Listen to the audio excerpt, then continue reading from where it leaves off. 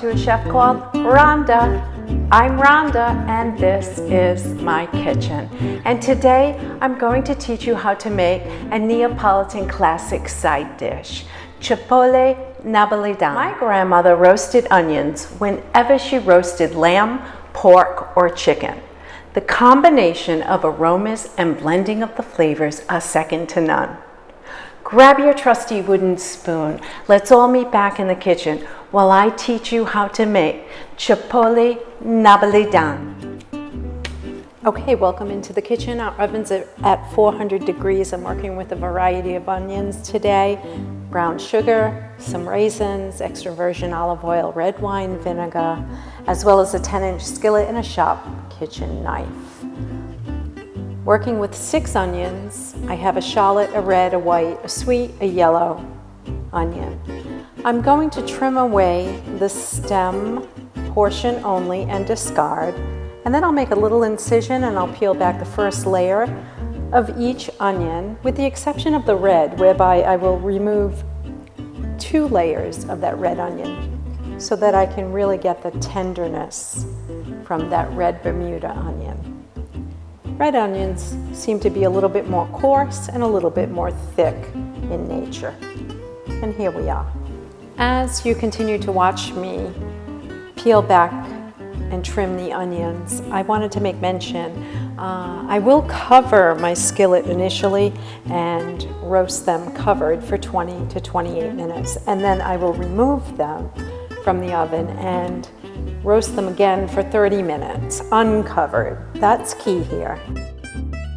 Okay, so now that our onions are fully peeled, I'm going to dress them with extra virgin olive oil, and I'm going to drizzle probably about a 1/4 cup and then massage them with my hands, evenly coating each and every onion. And now I'm going to quarter the onions.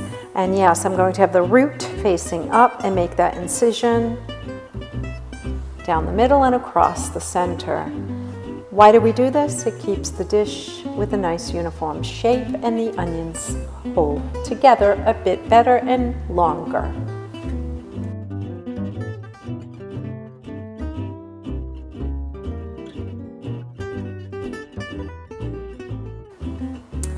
Okay, as we continue to quarter the onions, I am going to yet again rub them with the remains of the olive oil that exists on my cutting board. I'm going to grab our skillet and I'm going to line the skillet in a uniform fashion with the onions.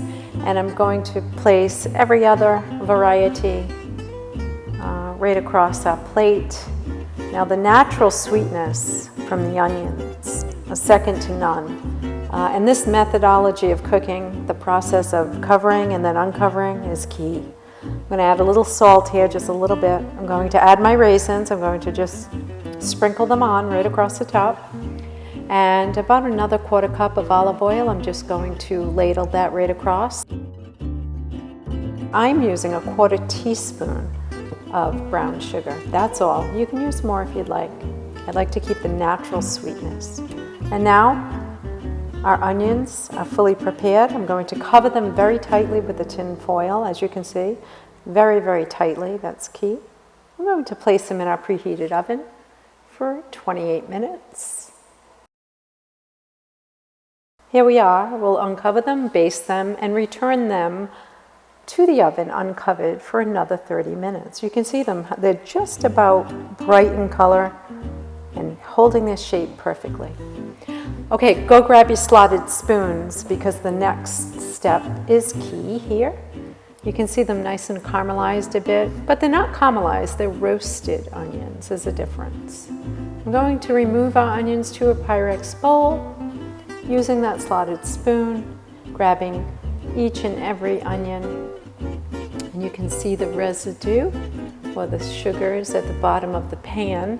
I'm going to leave some of the raisins, and if any onion skin has fallen, I'm going to leave that too. I'm going to crank the heat up on my pilot up to a nice medium high. I'm going to add about a 1/4 cup to a 1/3 of the red wine vinegar, and I'm going to stir and deglaze the pan until it thickens and a nice sauce appears. It'll take about a minute or so for that pan to deglaze. Keep it on that nice high heat. Just don't stray very far from the stove. Meanwhile, I want to give you a look at what our onions look like here. You see that nice coloring, the brown color, but yet holding shape? Let's grab our trusty wooden spoon and get that glaze going. You can see it's starting to stick at the back edge of that spoon, and it's going to thicken up just a tad more. And once it has, we're going to add that glaze right over our onions.